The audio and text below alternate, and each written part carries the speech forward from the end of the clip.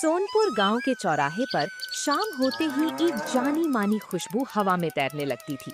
ये खुशबू थी चंदू तवा chicken centre की। चंदू पिछले 5 सालों से गांव के चौक पर अपना ठेला लगा रहा था। उसका तवा चिकन इतना मशहूर था कि आसपास के 3 गांव के लोग यहाँ खिंचे चले आते थे। लेकिन पिछले कुछ हफ्तों से चिकन का भाव आसमान छू रहा था। चंदू अपने ठेले पर खड़ा था, तभी गांव का एक पुराना ग्राहक मनोज वहां आया। अरे चंदू भाई, आज क्या बात है? शाम के 7 बज गए हैं और तुम्हारा तवा बिल्कुल ठंडा पड़ा है। खुशबू कहाँ गई आज? क्या बताऊं मनोज भाई, मंडी का हाल तो तुम देख ही रहे हो। चिकन का भाव सीधे 2 गुना हो गया है। थोक वाले भी कम में देने को तैयार नहीं है। अच्छा, इतना बढ़ गया क्या? पर भाई पेट तो मानती नहीं ना। ऐसा करो, आज आधा प्लेट ही पैक कर दो, पैसे थोड़े कम कर लेना। अरे मनोज भाई, पुराना नाता है हमारा, लेकिन मजबूरी समझिए। कल तक जो प्लेट मैं 60 रुपए में बेचता था, आज उसकी लागत ही 90 रुपए आ रही है। अगर मैं कम से कम 110 रुपए प्लेट ना बेचूं तो मेरे घर का चूल्हा नहीं चलेगा। क्या 110 रुपए प्लेट? अरे चंदू भाई, तुम तो सीधे लूटने पर उतर आए। गांव का आदमी 110 रुपए की एक प्लेट चिकन खाएगा तो बाकी का घर कैसे चलाएगा? भाई मैं लूट नहीं रहा हूँ, चिकन का भाव ही इतना बढ़ गया है कि मैं खुद परेशान हूँ। अगर मैं पुराने दाम पर बेचूंगा तो कर्ज में डूब जाऊंगा। ना भाई ना, इतनी महंगी चीज हमारे बस की नहीं है। 110 रुपए में तो पूरे परिवार की सब्जी आ जाती है। मैं तो चला भाई, आज घर पर दाल चावल ही खा लूंगा। मनोज पैर पटकते हुए वहां से चला गया। धीरे धीरे रात के 9 बज गए। आमतौर पर इस समय तक चंदू का सारा माल बिक जाता था, लेकिन आज गांव के लोग ठेले के पास आते, नया दाम सुनते और बड़बड़ाते हुए आगे बढ़ जाते। अरे छोड़ो यार, चंदू भैया का दिमाग 7वें आसमान पर है। इतने में तो हम शहर जाके बढ़िया होटल में खाएं। चलो यहाँ से। अरे सोहन, सुनो तो सही, बात तो समझो। लेकिन किसी ने चंदू की बात नहीं सुनी। रात के 10 बजे चंदू भारी मन से अपने ठेले को ढकेलता हुआ घर की तरफ चल दिया। उसके दिमाग में बस एक ही चिंता थी, अगर यही हाल रहा तो कल से घर का राशन कैसे आएगा। अगली सुबह चंदू जल्दी उठ गया। उसे लगा कि शायद आज मंडी में चिकन के दाम कुछ कम हुए होंगे। वो सीधे शहर की बड़ी मंडी पहुंचा, लेकिन वहां दुकानदारों ने साफ कह दिया कि दाम कम होने में अभी महीनों लग सकते हैं। चंदू खाली हाथ गांव लौट आया। शाम को उसने फिर हिम्मत जुटाई और थोड़े से चिकन के साथ ठेला लगाया। दाम वही था, 110 रुपए प्लेट।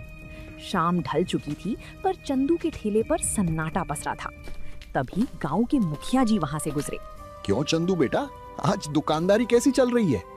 कल मनोज कह रहा था कि तुमने चिकन का दाम बहुत बढ़ा दिया है। प्रणाम मुखिया जी।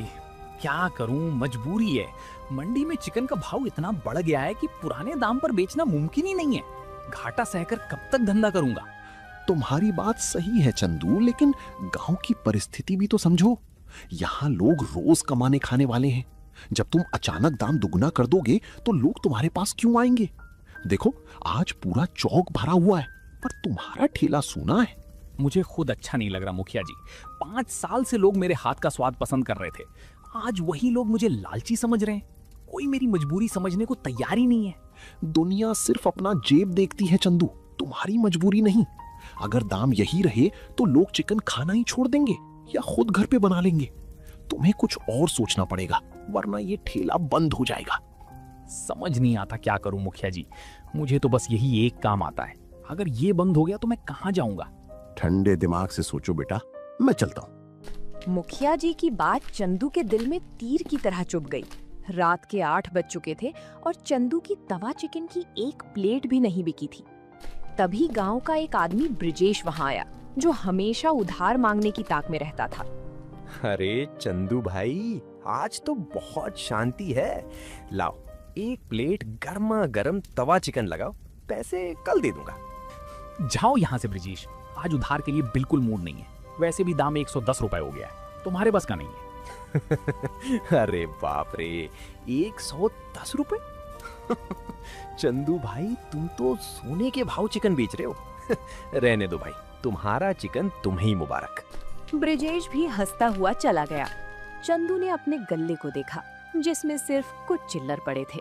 वो समझ गया था कि लोग भूखे रह सकते थे, लेकिन महंगा चिकन नहीं खरीद सकते थे। उसे समझ नहीं आ रहा था कि वो अपने परिवार का पेट कैसे पालेगा। अगली सुबह की पहली किरण के साथ चंदू ने अपनी साइकिल उठाई और शहर की मुख्य मार्केट की तरफ निकल पड़ा।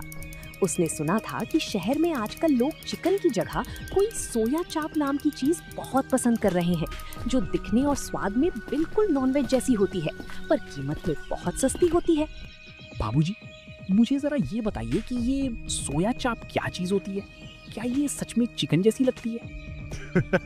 अरे भाई, तुम कहाँ सो रहे हो? आजकल तो बड़े बड़े होटलों में इसकी भारी मांग है। ये सोयाबीन और मैदा से बनती है, एकदम शुद्ध शाकाहारी है, लेकिन इसका स्वाद बिल्कुल चिकन जैसा आता है। अच्छा, और बाबूजी इसका भाव क्या पड़ता है? क्या ये चिकन से सस्ती है? अरे भाई, चिकन के भाव का आधा भी नहीं है। चिकन जहाँ 200-250 रुपए किलो चल रहा है, ये तुम्हें थोक में सिर्फ 60 से 70 रुपए किलो मिल जाएगी। और सबसे बड़ी बात, ये जल्दी खराब भी नहीं होती। 70 रुपए किलो? यानी अगर मैं इसे तवे पर मसालों के साथ पकाकर बेचूं, तो मैं पुराने दाम पर यानी 50-60 रुपए प्लेट आराम से बेच सकता हूँ। बिल्कुल भाई, तुम इसे ले जाओ, इसमें मुनाफा भी अच्छा है और ग्राहक की जेब पर भारी भी नहीं पड़ेगा। आजकल तो शहर के लोग चिकन छोड़कर चाप खा रहे हैं। बाबूजी, मुझे तुरंत 5 किलो चाप दे दीजिए और इसके साथ जो भी खास मसाले लगते हैं वो भी दे दीजिए। आज मैं गांव में कुछ नया आजमाऊंगा। चंदू ने अपनी जेब से बचे कुचे पैसे निकाले और चाप का स्टॉक खरीद लिया।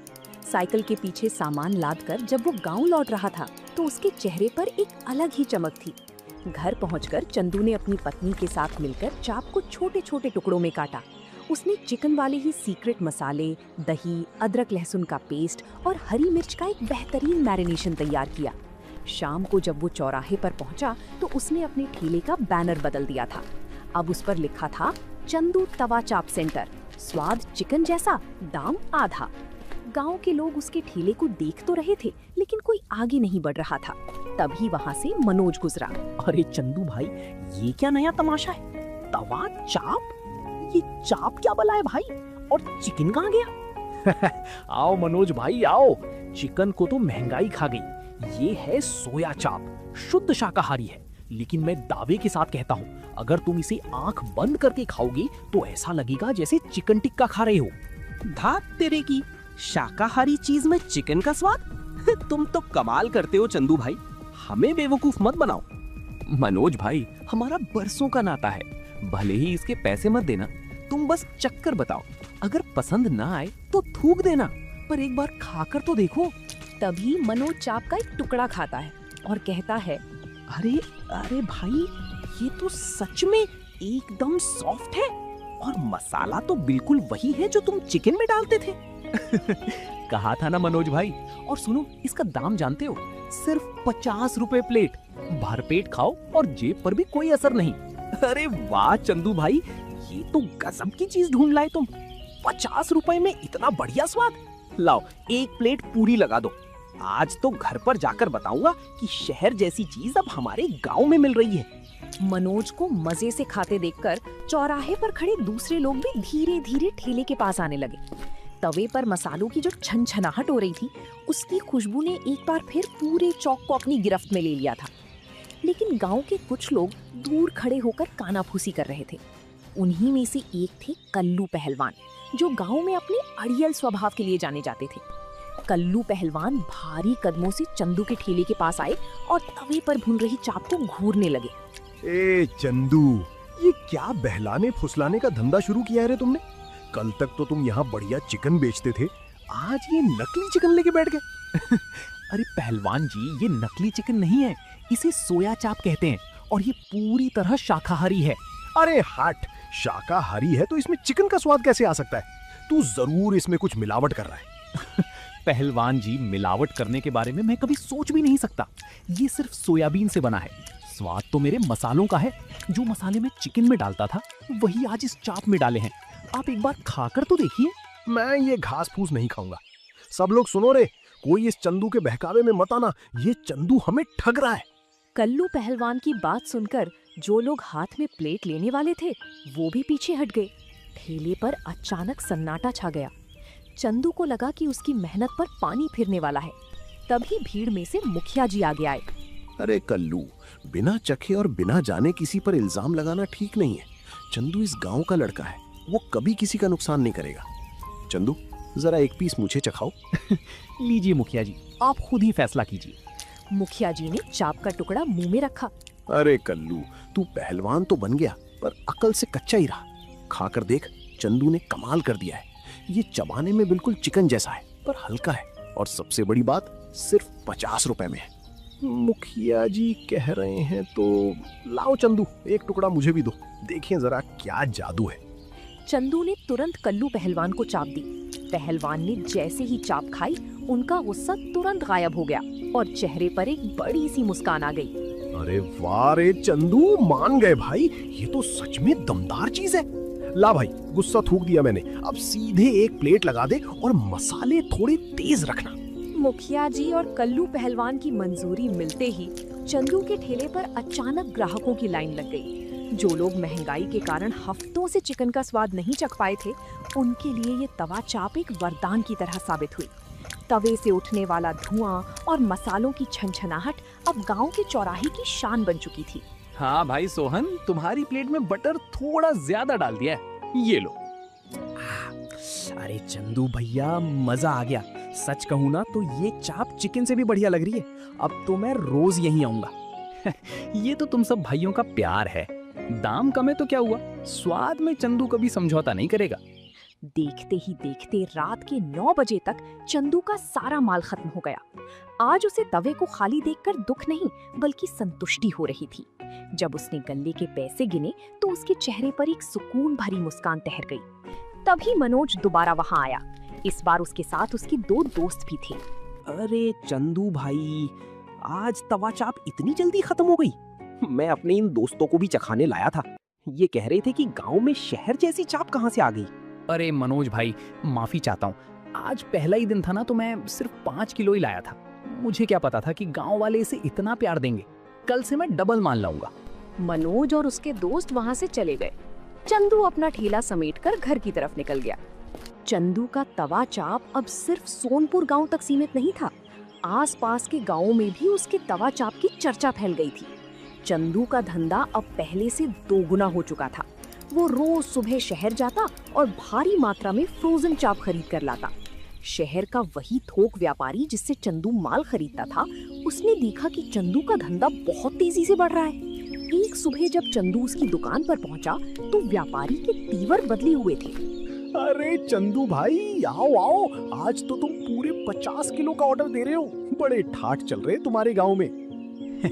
सब भगवान की कृपा है बाबूजी, और आपकी इस चाप का कमाल है। गांव वाले इसे बहुत पसंद कर रहे हैं। जरा जल्दी से तौल दीजिए, शाम की तैयारी करनी है। हाँ चंदू भाई, माल तो तौल दूंगा, लेकिन एक बात है, अब पीछे से ही सोया चाप का भाव बढ़ गया है। कंपनी ने रेट बढ़ा दिए। अब तुम्हें ये 70 रुपए नहीं बल्कि 95 रुपए किलो मिलेगी। क्या 95 रुपए किलो? बाबूजी, अचानक इतना रेट कैसे बढ़ सकता है? अभी तो चिकन का भाव बढ़ा हुआ है, अब इस पर भी महंगाई आ गई। अगर मुझे इतने में मिलेगी तो मैं गांव वालों को 50 रुपए प्लेट कैसे खिलाऊंगा? देखो चंदू भाई, धंधा करना है तो मार्केट के हिसाब से चलना पड़ेगा। अगर तुम नहीं लोगे तो सोनपुर गांव के बगल वाले गांव का मंगत राम तैयार खड़ा है। उसने मुझसे कहा है कि वो 100 रुपए किलो भी खरीदने को तैयार है, और वो तुम्हारे ही बगल में ठेला लगाएगा।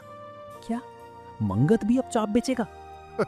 भाई, फायदा देखकर तो हर कोई दौड़ता है। अब तुम बताओ, माल लोड करवाऊं या मंगत को दे दूं? चंदू के पैरों तले जमीन खिसक गई। उसे समझ आ गया कि व्यापारी उससे ज्यादा मुनाफा कमाने के चक्कर में है। चंदू ने भारी मन से महंगे दाम पर ही माल खरीदा और गांव लौट आया। उसे समझ नहीं आ रहा था कि इस नई मुसीबत का सामना कैसे करे। शाम को जब चंदू चौराहे पर पहुंचा तो उसने देखा कि उसके ठेले से कुछ कदम की दूरी पर एक नया चमचमाता हुआ ठेला खड़ा था। उस पर बड़े बड़े अक्षरों में लिखा था, मंगत असली तवा चाप सेंटर, प्लेट सिर्फ 45 रुपए। मंगत ने चंदू के ग्राहकों को तोड़ने के लिए दाम और कम कर दिए थे। गांव के लोग जो हमेशा कम दाम की तलाश में रहते थे, मंगत के ठेले पर भीड़ लगाने लगे। चंदू चुपचाप अपने ठेले पर खड़ा ये सब देख रहा था। तभी मनोज चंदू के पास आया। अरे चंदू भाई, ये तो गड़बड़ हो गई। ये मंगत तो तुम्हारे ही धंधे पर डाका डालने आ गया, और उसने तो दाम भी 45 रुपए रख दिया है। तुम क्या करोगे अब? मनोज भाई, धंधा करने का हक सबको है, लेकिन दाम कम करने से कोई किसी का ग्राहक नहीं छीन सकता। देखते हैं गांव वाले किसे चुनते हैं। आइए आइए भाइयों, असली और सस्ती चाप यहाँ खाइए। कोई लूट नहीं, सिर्फ 45 रुपए प्लेट। पुरानी दुकानों पर महंगा खाने की क्या जरूरत। मंगत की बात सुनकर चंदू के कुछ पुराने ग्राहक कम दाम के चक्कर में मंगत के ठेले पर ही रुके रहे। मंगत ने तवे पर चाप भूनकर लोगों को देनी शुरू की, लेकिन जैसे ही गांव वालों ने मंगत की चाप का पहला निवाला मुंह में रखा, उनके चेहरों के भाव बदल गए।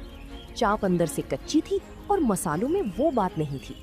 तभी कल्लू पहलवान वहां आ पहुंचे।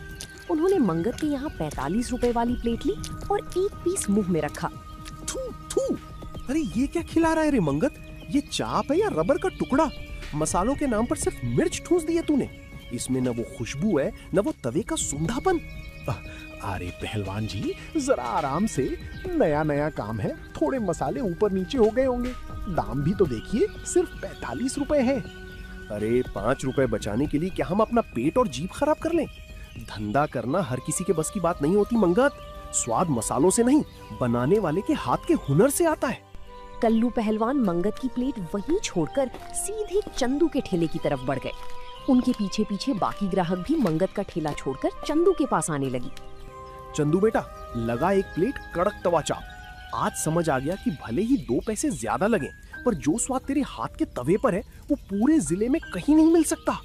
ये लीजिए पहलवान जी, आपका भरोसा ही मेरी असली कमाई है। दाम भले ही बढ़ गए हों, पर चंदू स्वाद और क्वालिटी में कभी कमी नहीं आने देगा। उस रात मंगत का ठेला खाली पड़ा रहा और चंदू के ठेले पर पैर रखने की जगह नहीं थी। मंगत के साथ हुई स्वाद की जंग में चंदू जीत तो गया था, लेकिन चंदू के सामने एक बहुत बड़ी समस्या खड़ी थी।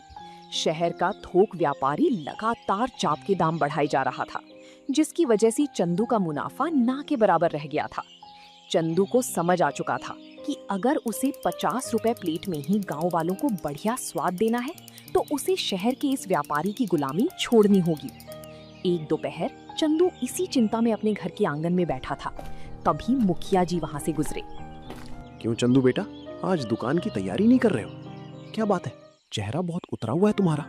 धंधा तो अब बढ़िया चल रहा है ना? मुखिया जी, धंधा तो आप लोगों के आशीर्वाद से बहुत बढ़िया है, पर एक नई मुसीबत आ गई है। शहर का जो थोक व्यापारी है वो दिन ब दिन चाप का दाम बढ़ाता जा रहा है। अगर यही हाल रहा तो मुझे या तो प्लेट का दाम बढ़ाना पड़ेगा या फिर धंधा बंद करना पड़ेगा।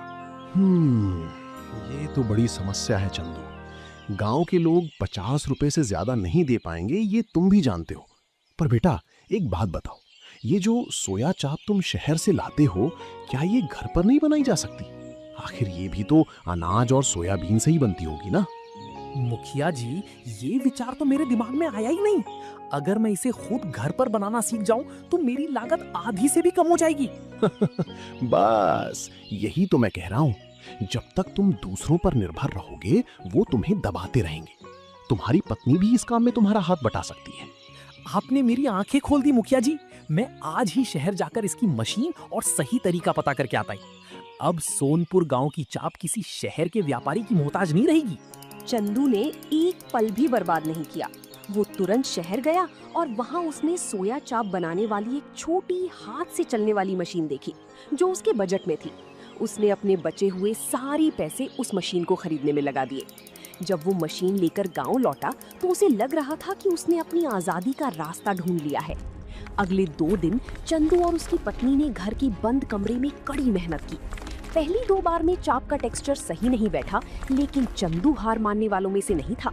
तीसरी बार में सही माप और सही तकनीक से उन्होंने जो सोया चाप तैयार की, वो बाजार में मिलने वाली चाप से कहीं ज्यादा ताजा, मुलायम और साफ सुथरी थी। शाम को जब चंदू अपने ठेले पर पहुंचा तो मनोज उसके ठेले पर आया। अरे वाह चंदू भाई, आज तो चाप का रंग रूप ही बदला हुआ लग रहा है। ये पहले वाली से अलग क्यों दिख रही है? मनोज भाई, ये शहर वाली चाप नहीं है। ये आज सुबह ही मैंने अपने घर पे खुद अपने हाथों से बनाई है।